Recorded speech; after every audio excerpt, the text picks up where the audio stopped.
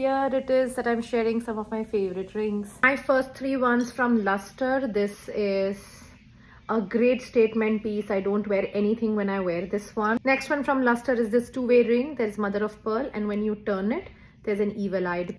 And this one from Luster is just like a beaten gold disc.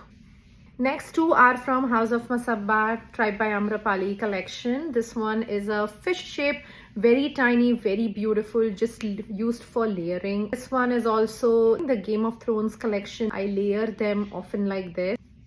Next two ones are from 101. This gold one has this green stones on it and this beaten gold effect, and the silver is very unique.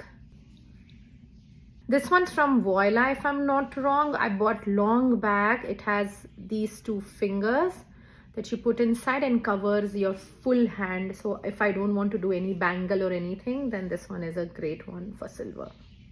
This one is from Affordable Silver. It used to be called a Silver Shamaya. I'm tagging all the brands, but again, a nice silver one, statement. I mostly wear statement rings because I like it. And the last one is this one from Mexico. I bought it from a local store in Mexico. It's real silver. And tell me, really, do videos like these help? Like, these are my favorite pieces, but I'm not sure how this is helpful to you. I can do a video on how to layer your rings, so let me know if you want that.